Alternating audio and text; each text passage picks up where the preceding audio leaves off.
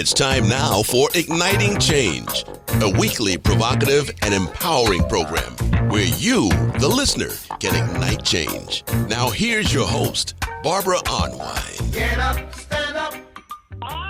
Good afternoon, everyone. Welcome to Igniting Change. Oh, we have a good show for you because next week is all about Juneteenth, and we're going to talk about how we do Juneteenth in 2026. Oh, there's so much to talk about, and we're so grateful for all of you because Daryl and I have a special thanks to render to all our voters. But before we get to that, let me bring up my mighty co-host. You know he's one of our nation's most amazing, brilliant, bold, strategic, thoughtful. He is just one of the best lawyers you could ever think of. He is chair of the board of the Transformative Justice Coalition and is the president of the TJC Action Fund. I'm talking about none other than Daryl D. Jones. Hey, Daryl. Hey, Barbara, must be Tuesday, must be noon Eastern Standard Time because we're talking about igniting change. My goodness, Barbara, you know, we go week by week by week, and I say it every time. 6 days goes by, and so much happens in that 6-day period before we come back on and able to discuss some of the things that are happening.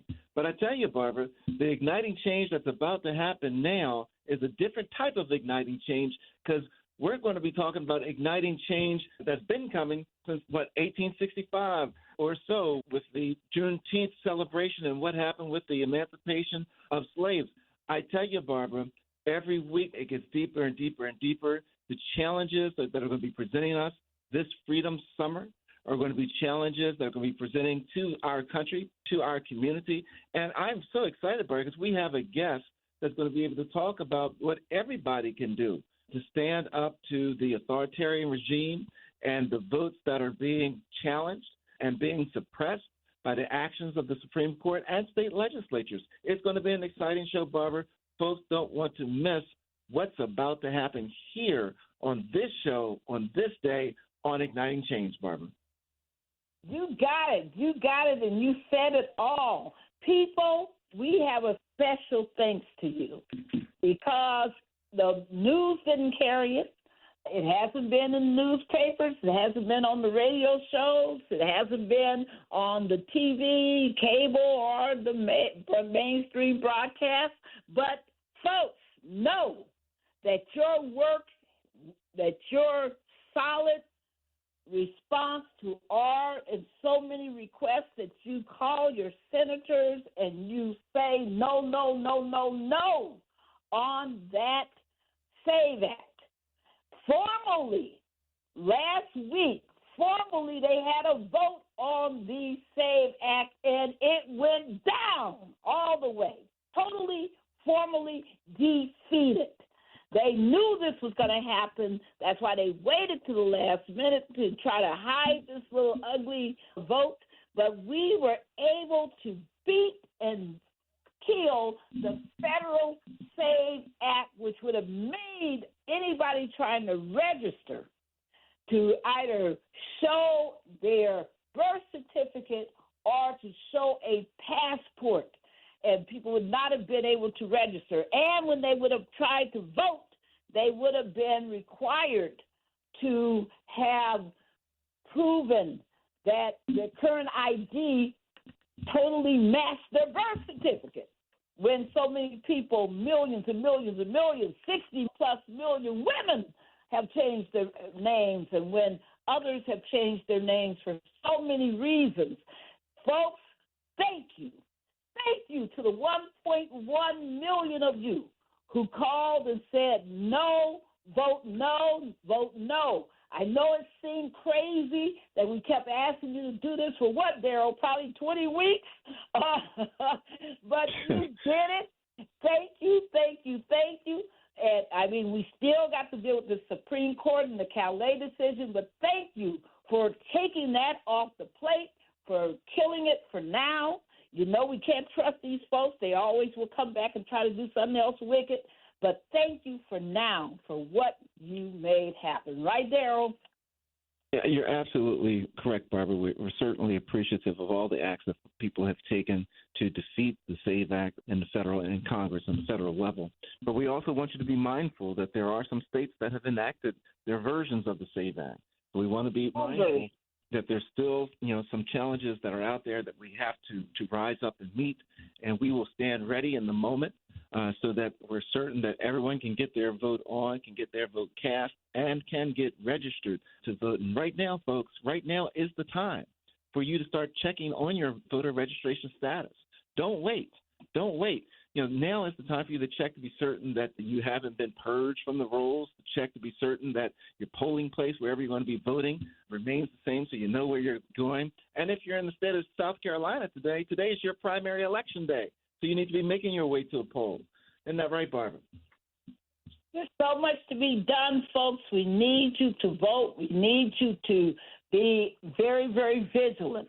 And we're so happy that we have with us a very special guest today.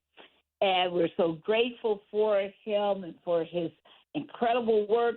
A lot of you have been saying to yourselves, since you watched these horrible state legislatures trying to dismantle black districts, and you've been just saying to yourself, oh, how horrible that is. Who's going to hold the line? Who's going to do the fight? Who's going to make the difference? Well, we got one of those who's on our show today. Daryl, do you want to bring up our very special guest? Absolutely, Barbara. We're going to be joined by just a phenomenal guest in a few moments. And I tell you, when they hear the story of Reverend Stephen Green, it's going to be just incredible. Barbara, one of the things that we remember with Reverend Stephen Green, once he's on here, we'll certainly talk to him about it, is that he came down to Phoenix, Arizona with us when we were down there protesting with regards to Christians who was down there, who was the senator down there, who was blocking us from being able to go forward with the Freedom to Vote Act. And Stephen Green was one of the people that got arrested with you and I and Reverend Jackson, as well as Bishop Barton. That's right. That's right. And that was one of Reverend Jesse Jackson's. He was so honored that he was able to fight for the Freedom to Vote Act. And he was so honored to have been arrested. And he loved seeing, as he said about Stephen and others, seeing these young black ministers standing there with him. He was so happy. And then don't forget, Daryl, that the next time we saw Reverend Green was right before his wedding, as he was planning his wedding. He was in good old New Orleans for the HBCU All-Stars game. And we had a wonderful time talking and hanging out. So there's so much to be said, folks. There's so much, because the one thing we know about moments is moments don't count. They don't wait for you. They don't sit around saying, where's this person or that person? Moments will pass. The question is, where were you in that moment? Were you on the front lines? Were you doing the hard work? Were you trying to help somebody? Were you trying to educate somebody? Were you trying to protect their vote? Were you there in the moment? And if you weren't, where in the heck were you? So those are the questions. And Stephen Green has answered those questions so beautifully over these many, many years. And I can't wait for him to join us, hopefully very soon. And Daryl, so as we wait, let's talk some about next week. Let's talk about Juneteenth, because many of you listening have seen what we've seen, and that is this entire attack on black history. These states are banning the teaching of black history. Why? Why do you think they're doing that? It's not costing them all this money.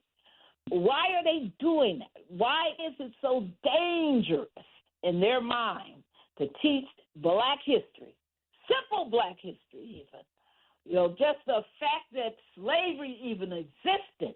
Why do they want to hide that reality? Why do they want to hide the whole civil rights movement of the 1960s? They don't want you to learn about the children who integrated schools, public schools. They don't want you to know about John Lewis and the Pettus Bridge and the fight on Bloody Sunday and the fight for the Voting Rights Act. Why? Why are they so intense? But this trend line has a through line, because the through line goes back to Juneteenth. And Daryl, let's talk about what happened in Galveston, Texas, and why June 19th is such a celebrated holiday. Oh, absolutely, Barbara, because as we know, Lincoln had imparted or signed the Emancipation Proclamation, so that was in place. But folks in Texas had not gotten the word that slavery had ended and that the enslaved were to be freed and that the Civil War was over. But the word had not reached those that were in Texas and those that were enslaved in Texas. As a matter of fact, they were being kept out of that information, kept away from that information to keep them enslaved as long as they could. And it was actually during that period and prior to the word reaching Texas in Galveston on June 19th, they learned. But prior to that, you had many folks that were just these vicious slave owners who were marching their slaves to Texas because they knew that Texas had not acknowledged the ending of the war. And so you had sort of a trail of tears, if you will, as it was a trail of enslaved people that were going to Texas so that they could be hidden and not be freed as the Emancipation Proclamation was projecting to do. So June the 19th is the date that is celebrated, and it's a big celebration in Galveston, Texas, is the date that it was announced of the freeing of those that were in bondage and enslaved. There was a whole bunch of other stuff, Barbara, that went along with it, because it wasn't just the freeing of the enslaved, but the question became, what comes of those that were enslaved? They didn't own anything at that point in time. They had the clothes that were on their back, and that was about it. So there were a lot of questions that had to be answered from that point. But it was celebratory because it was at that point that everyone in the nation was aware that the institution of enslavement had ended and the Emancipation Proclamation had actually come into full force for everyone, for all African Americans, for all enslaved folks in the Americas, Barbara. I mean, and people just don't understand that when I say there's a through line, just like those black folks in Texas were still working for nothing, still being enslaved and brutalized in Texas. And I get especially angry about this because my paternal line, my father's line came out of Texas. And my family, once slavery was, quote, over, and once they finally knew that there was no more slavery, they went and helped found what is called CUNY, Texas, a freedmen black town in Northeast Texas. When you don't know your history, when you don't know who you are, when you're unaware of your rights, when you don't have that knowledge, if you can block the teaching of black history, then black children will never know who they truly are, never understand what this fight has looked like over these years. And they are not physically enslaved, but they are mentally enslaved when they are denied the knowledge that feeds their spirit, that feeds truth, that feeds justice. That is the slavery that they're trying to impose upon us mentally, but also they're trying to take away our voting rights, right, Daryl? Oh, yeah. That's a big part of what's going on now. And, Barbara, that's a large part of what we have going across the nation now, that our latest movement, our latest piece, right, the good trouble lives on, right? The whole push right now is about voting rights, is about registering people to vote, is about checking up on your voting registration status to be certain that your polling place hasn't been moved, that you haven't been purged from the voter rolls. all of that right now is what is so incredibly important, because what we're seeing happen across this nation with the redistricting that's going on. Barbara, I never thought that we would see the day in this country where there would be a primary election that would be suspended so that they could change the rules and change the districts and discount voters that had already casted their ballots. Never thought we'd see the day when they would set aside a primary election so that they could go back and redraw maps to disempower minority-majority districts in the South. Never thought I'd see that day, Barbara, but that day has come, and that day is now. And it's also a precursor for what November is going to look like. We've got to be certain that right now that we're bringing everyone in to the process to check on their voting registration status, to be checking to be certain they haven't been purged from the voter polls, to be certain that they're doing everything they can to protect the right to vote that our forefathers not only have died for, but were certainly fighting for and come forward for, to the point of us being able to register and to go out and to vote. So, Barbara, that's what this Freedom Summer is going to be all about. And I know Reverend Stephen Green, as soon as he's on, I think he may be with us now, is certainly going to weigh in to what this Freedom Summer is all about and the pushback to what's going on. Barbara, I've never known a time in this country where black folks start getting pushed around and they don't respond, right? We're going to respond. And the response to Calais, the response to all of these cases that are coming down, the response to taking away Alabama's vote once they voted, the response to responding to Louisiana, this is going to be Freedom Summer. This is going to be what this response is all about. Reverend Stephen Green, have you been able to join us? Yes, I'm here. Hello. Good morning. All right. Good morning. Good morning. Good morning. Folks, this is Reverend Stephen Green. You've heard us talking about him. He is the senior pastor of the Greater Allen AME Cathedral of New York. It's a global faith movement dedicated to transforming the world through the power of God's Word. He is the creator and host of the podcast, The Pastor's Pod, where he engages thought leaders and change agents on critical issues shaping society. From the pulpit of the public square, Pastor Green's leadership embodies a ministry rooted in courage, faith, and hope, inspiring believers to build the beloved community. Reverend Green holds a Bachelor of Arts in Religion from Morehouse College in Atlanta, Georgia, Master of Divinity from the University of Chicago, and a Master of Sacred Theology from Union Theological Seminary in the city of New York. He currently is pursuing his doctoral studies at Boston University and their School of Theology. He's married to his partner in love and liberation, Mrs. Brea Tilford Green, and she serves as the First Lady and leads ministry to women and girls. Welcome back to Igniting Change, Reverend Stephen A. Green. This is one of the first times that you've come back that we're not getting arrested again. I know. I was just thinking about that. It's good to be on here with you, Daryl, and you, my sister Barbara, and we're not in Arizona in the sweltering sun going to jail.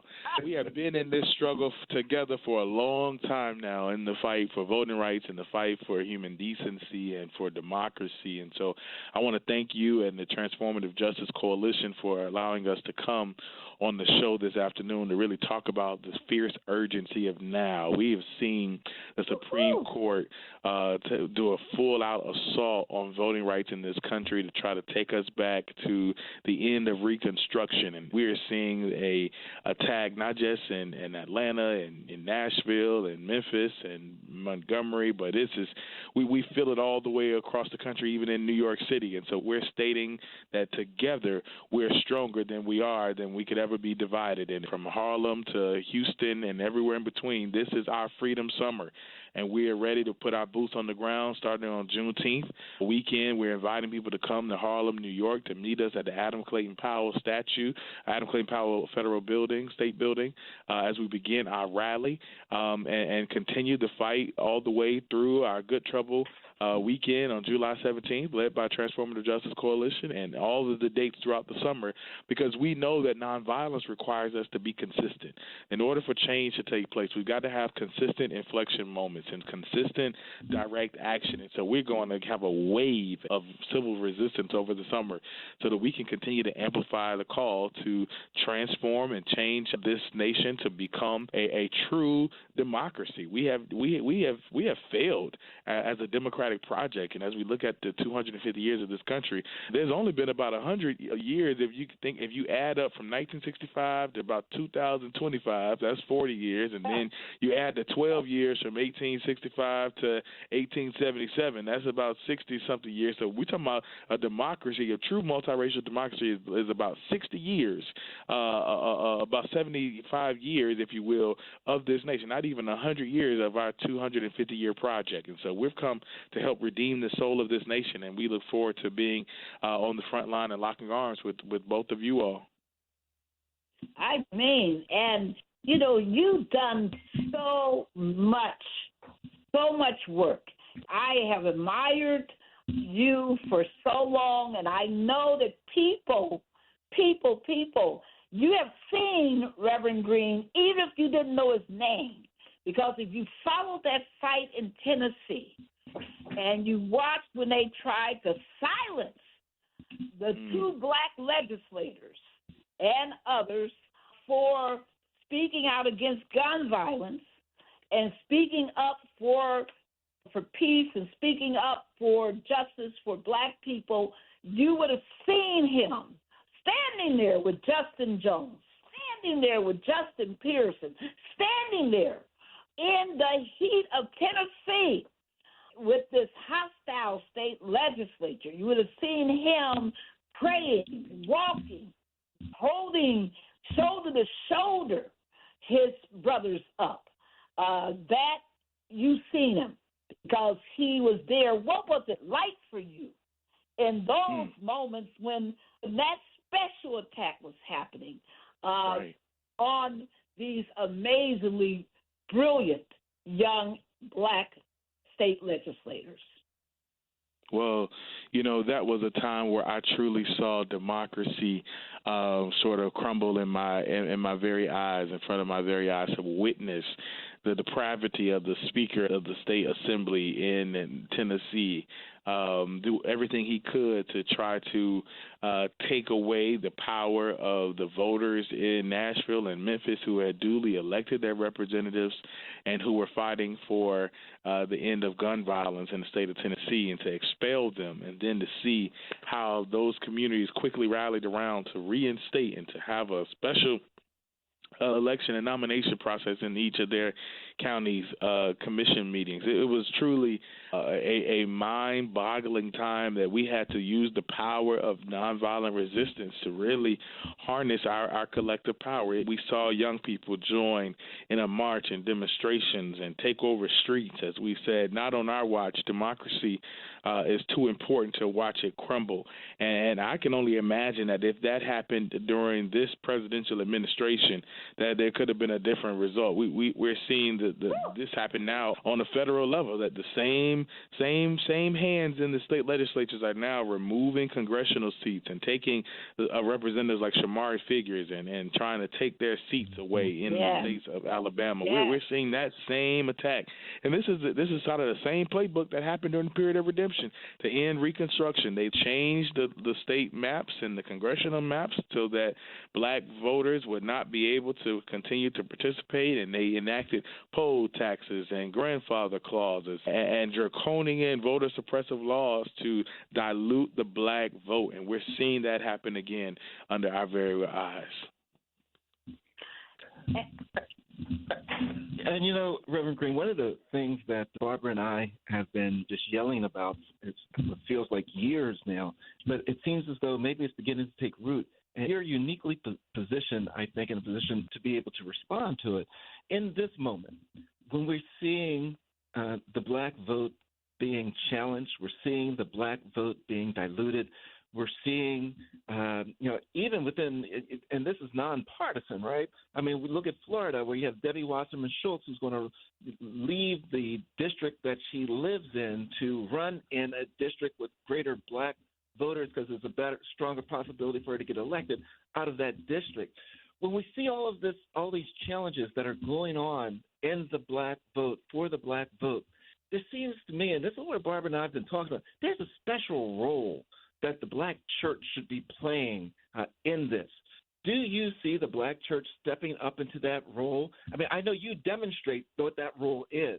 Do you believe that the larger black church is folding in? Are they buying in? Are they coming in with you? Or is there still a lot of work to be done to bring them in? Well, no, we think that the black church has been awakened by this very assault. We are seeing faith leaders from across the country join in under this Freedom Summer banner to host justice revivals in their communities, to host voter registration Sundays, to make sure that every member of every church is registered to vote, and not only registered but has a plan to vote. We've seen it in the state of South Carolina.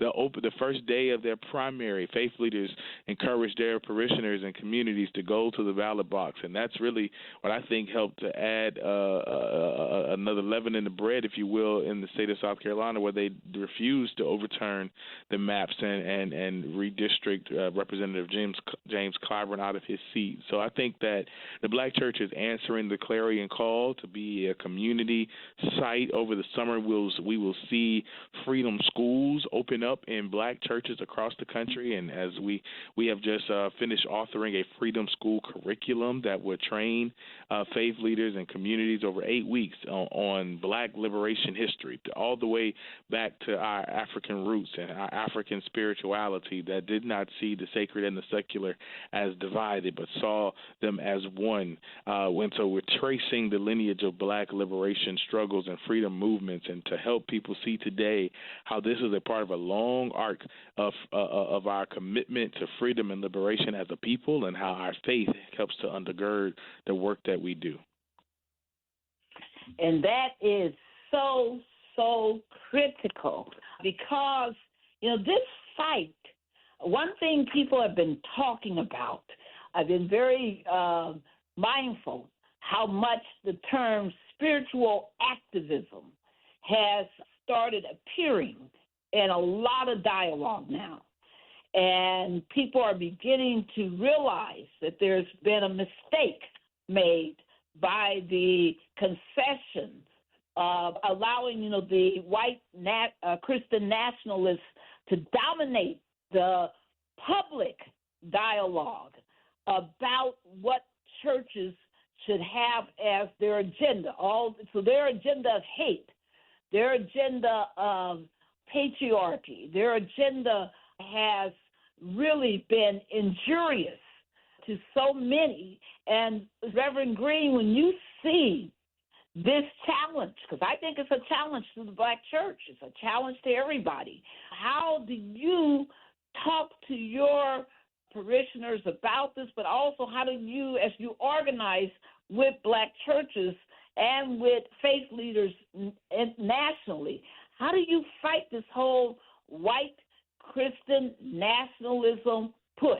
Because you saw them just this past weekend, talking about black pastors need to abandon their, reliance on this liberation theology and to focus more on the fundamentals of Christianity. How do you respond to this moment, sir? Yes. We are certainly responding with all hands on deck, not just with the preaching ministry and using the pulpit and helping pastors to see that the message of Jesus is really one that is anti-white Christian nationalist. That is the message of the empire. That is the message of domination. That is the message of Pharaoh. And we see that black liberation theology has always been on the side of the oppressed. It is the God that led Moses, the children of Israel, out of the bondage of Egypt into the promised land. It is the God that led David to be able to defeat the enemy of Saul and those who stood up against him. And it is the same spirit that is in Christ Jesus, who stood up against King Herod and against the tetrarchs of the time who were trying to continue to colonize the children of Israel. And so we are seeing that it's important for us to reclaim our tradition as black liberation theologians in the black church as the beacon of black political and social and spiritual power. And we're seeing pastors who are hungry for that type of leadership and that type of messaging, and not just through the pulpit. We're also seeing it in the choir, because many times it is the choir that continues to use the white Christian nationalist music in our pulpits and in our Sunday services, and we don't even know. And so we got to try to do a all hands on deck approach to be able to reimagine the power of the Black church in the 21st century, to be a beacon of hope in our community, and also be an incubator for training and an incubator for knowledge production, because that's where we can really wrestle hand-in-hand combat with white supremacist nationalism is through by training and educating the next generation on our history and the power of our Black faith traditions. Wow. And Daryl, if I may, just follow up. My pastor, John Howard Wesley of Alfred Street Church, did a major sermon a couple of months ago on what he called rotten religion. Woo! And then this last Sunday, he just talked about people selling out. And he challenged pastors throughout the nation to not be selling out white Christian nationalism movement. And he was pointing out the whole selling of Joseph, how his brother sold him into slavery. And he talked about how a lot of what's going on with some of the ministers, Black ministers, who are being swayed into this theology, how that is the same kind of selling out. What do you think about that? I mean, he preached that sermon. Oh yes, he is very, very one of the most powerful preachers and theologians that we have in our modern time. I'm grateful that for his work and the work of Alfred Street Baptist Church in this moment. But that is certainly true. People are selling us out across the country, and people are using their pulpits to speak about division and political strife instead of helping people to see that the God of our ancestors that led Harriet Tubman and Frederick Douglass and Nat Turner and Denmark Vesey is the same God that is with us now, leading us through. This the same God of Daryl Jones and Barbara Arnwine, who are leading us in the moment of deep despair, and that's true. And I think we have to acknowledge that this is a nadir moment. This is a deep a moment in which people are truly feeling devastation. Gas prices are at $6 a gallon. People are afraid to go out of their homes. Even in New York, we just got a warning from the border czar that they're going to infiltrate New York City with ICE agents. People are in fear of their lives, but we will not relinquish our hope and our truth to what we know that we believe, and that this truth crushed the earth shall rise again. Well, and Pastor Green, one of the questions I wanted to ask you, because, we speak of the Black church and the role of the Black church, and we talk about the Freedom Summer, and we talk about all the actions that, that the Black church can take and should be taking during this moment. Is there also a call of inclusivity to include the non-Black church, to include the white church, to include, synagogues, to include, the imam and all other faith leaders? Is that also a part of what you're pushing forward? Yes. We certainly want this to be an interfaith and multi-faith movement. When we did the Pilgrimage for Peace, we marched from Philadelphia to Washington, D.C. with a cadre of faith leaders, Hindus for human rights, the rabbis for ceasefire, along with Council of American Islamic Relations. And we proved that there's so much power throughout our faith traditions and spiritual traditions that we can continue to amplify through the joint sort of nature of all of our peace movements, which is that there's some higher power and higher being that calls us, sort of brings us together. Yes, and you've been one of the amazing leaders of the Freedom Summer movement, and you were there in so many ways, just making sure that all roads lead to the South was successful on May 16th, and you've been in other activations since then. And as you look at next week, where we have this federal holiday for Juneteenth, on June 19th, where the current president has questioned the validity of this holiday. And where, so many people don't think about it. They don't know why it is, and they just go and shop and have a day off. What is it that you want people to know about what we're saying should be happening next week on Juneteenth, and what you are leading in Harlem on that day? Yes, absolutely. Juneteenth is a reminder of June 19th, 1865, when the federal troops read the Emancipation Proclamation out of Reedy Chapel AME Church in Galveston, Texas, which essentially ended the Civil War by freeing the last vestiges of those who were enslaved under the American apartheid system, the American slave system in the state of Texas. And what we're hoping to amplify is that the power of freedom lies in our hands. And just as our ancestors engaged in picking up their own weapons to fight on behalf of the North to liberate themselves from the oppressive systems in America, we too must pick up our torch and use the power of the ballot box to go to the polls in November and beyond to liberate ourselves from the chains of a nation that wants to take us back to a dark place in our nation's history. And so we're hoping that this Juneteenth, people know it's not just about the barbecue and about the parades, but this is about making a difference, and this is about standing up and being bold and saying that we are not going to be quiet as the Supreme Court continues to go full out fascist. We won't relent to the pressures of a nation that continues to silence the voices of those whose blood has been slain on the Edmund Pettus Bridge. And so we are here to stand up and to say that when we fight, we win, because we know that collectively, when we do fight, we will win. I just wanted to follow up that when we fight, we win is the theme of the Harlem Rally, right? Yes, ma'am. And can you tell people more about exactly that? Yep, that's exactly where we're going. More about that rally in Harlem.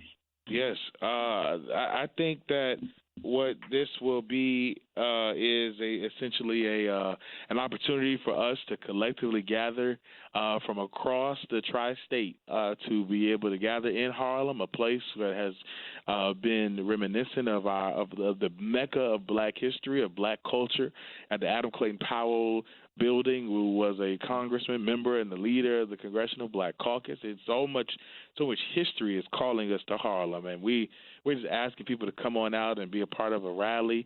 We're going to have inspiring speakers. There will be a voting village. This is the weekend of early voting in New York, and so we encourage people to go to the polls and vote before they come to the rally. Tuesday, June 23rd, is our primary election day, and so we will be just harnessing our power to get out the vote and to continue to amplify the work of fighting against this fascist system, and really helping people to understand that the work is not just about the ballot box, but the ballot is a tool for us to view our collective struggle for liberation.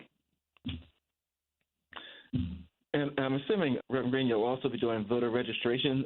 That's there, because I know that the voter registration piece is something that we're all pushing hard on right now, because we know there are just so many, as Reverend Jackson used to say, so many rocks left on the ground, meaning so many voters that have their votes there that aren't picking them up to use them against the enemy of policies that are against them. So is voter registration going to be offered during the rallies?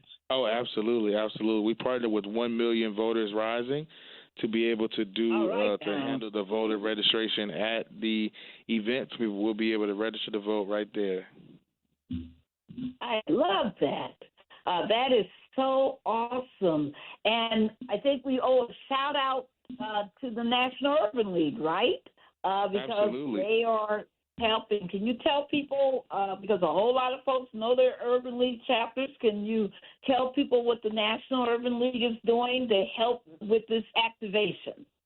Absolutely. The National Urban League is one of our national partners, and they are mobilizing their chapters and unit affiliates across the country We will begin with a gathering at the Urban League office, which is right down the street from the Adam Clayton Powell building. And so partnering, of course, with the New York Urban League as well as the New York NAACP. And so this is a collective effort for all of us to come together so that the Divine Nine, who will be in town, the 100 Black men will be here in New York for their conference. And so we're definitely going to have a coalition of organizations, national and local, to be able to work together to amplify this cause.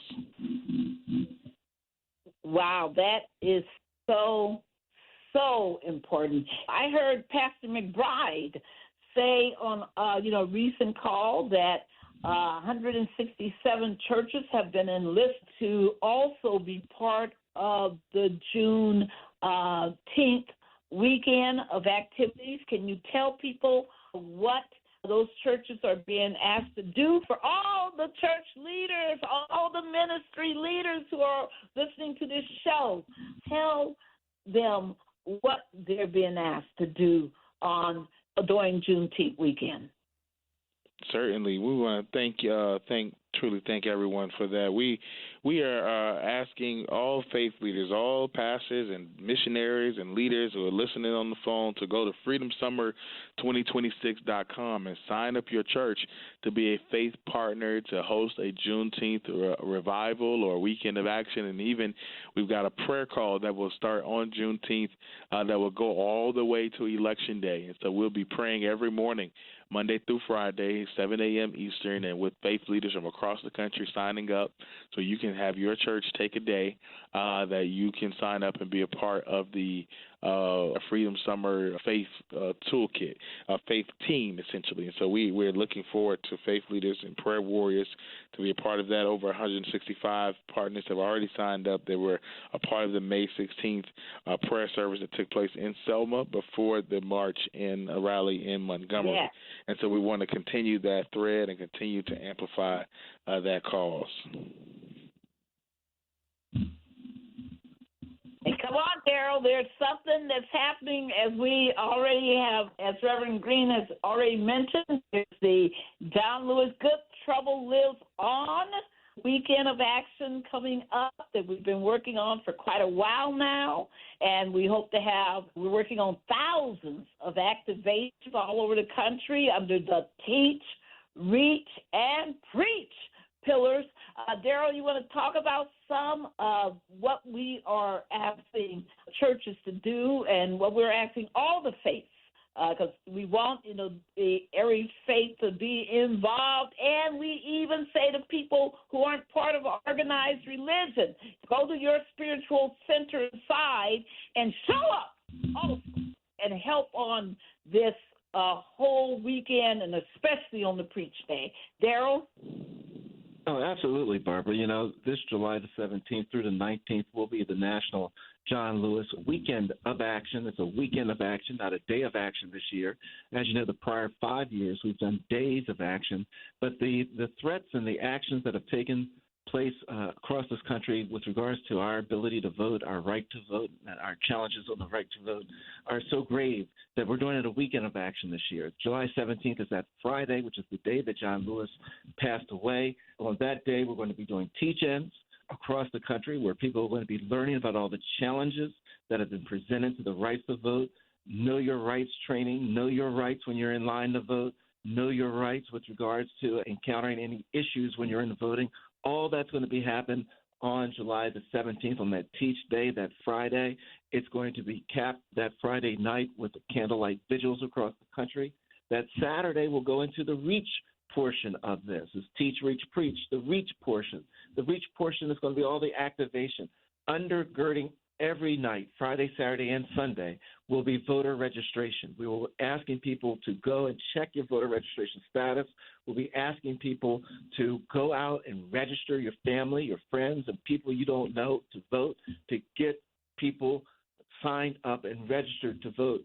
That's what Saturday is all about. It's a big, big, big reach effort in terms of voter activation, voter registration, and getting out to the community. That Sunday, the 19th, we're going to be calling on the churches and synagogues and mosques to have Good Trouble services, and everyone else to have Good Trouble services across the board to encourage their congregations, the members of their houses of worship, to have 100% voter registration in your house of worship, and then go beyond the doors of your church, beyond the walls of your place of worship, and begin signing people up and registering people to vote there as well, Barbara. So this John Lewis National Good Trouble Lives On weekend, we are focused on registering people to vote and being certain that everyone's right to vote is protected and is pushed forward.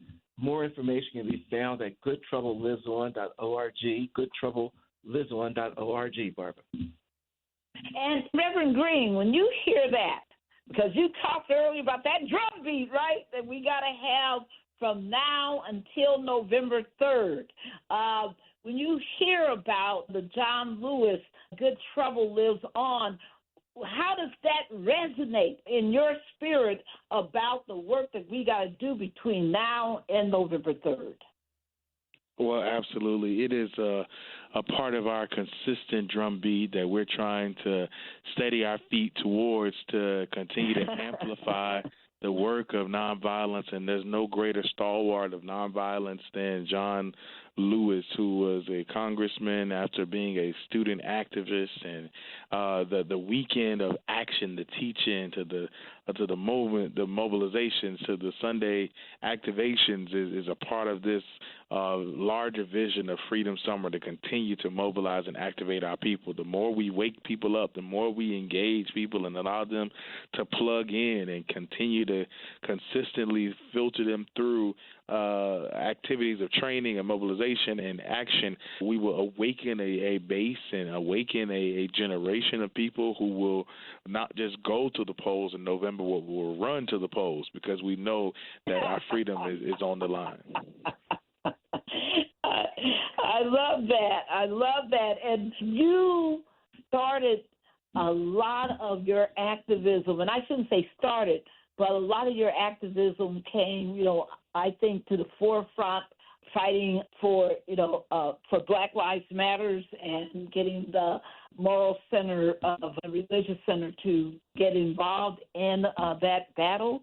As you know, one of the things we work on at Transformative Justice Coalition is young people. We believe in the power of Gen Z. We believe in the power of young millennials. They are the largest voting bloc in this country, but they don't vote at their strength.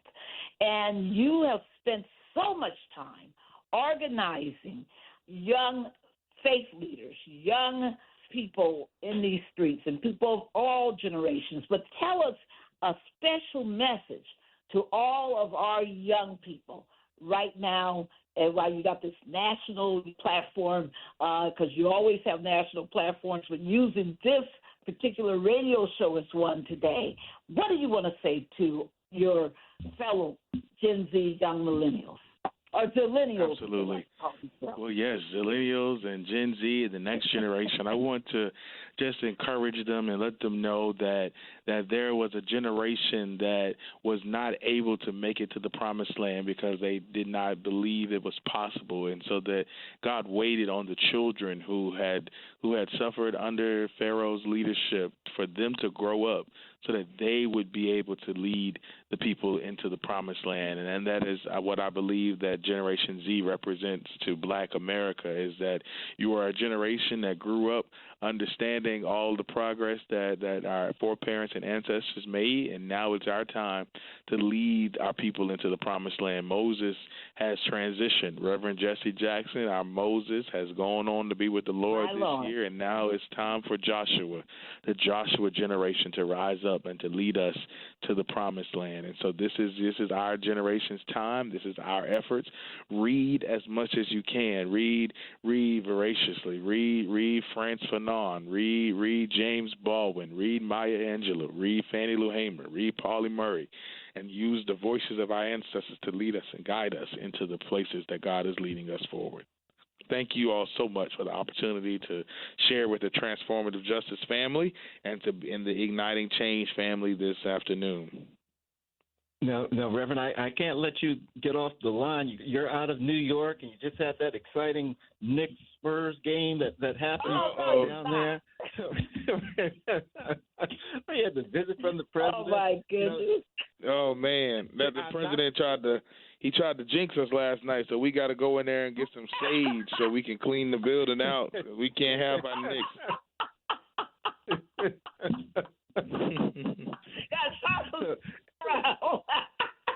Now, see, I thought you were going to say you were going to show up with some voter registration forms, right?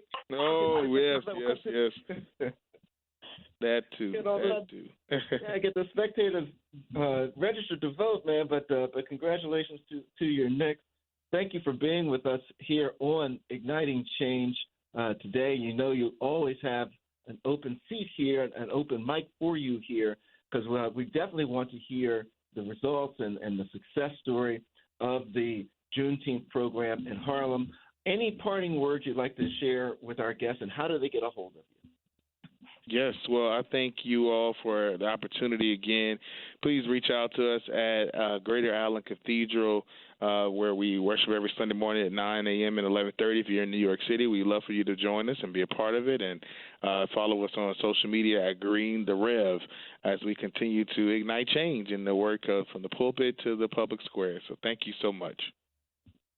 We are grateful for you. Thank you.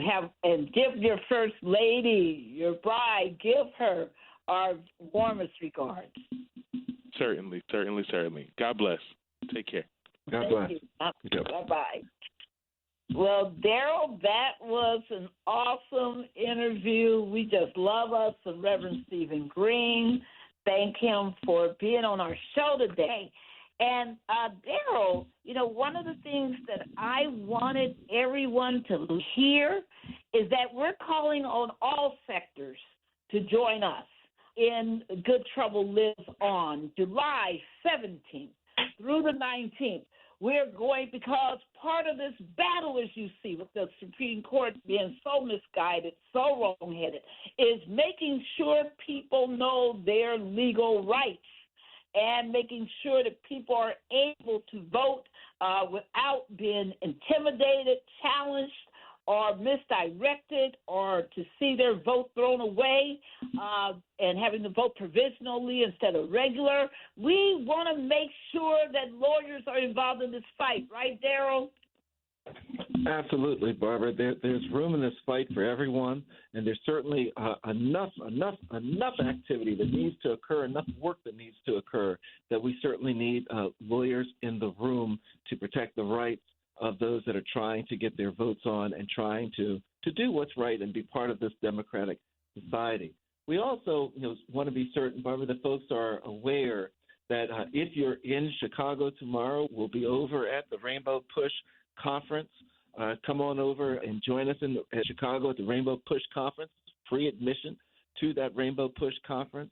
And then, Barbara, we're going to end up in New Orleans at the New National Christian Leadership Movement.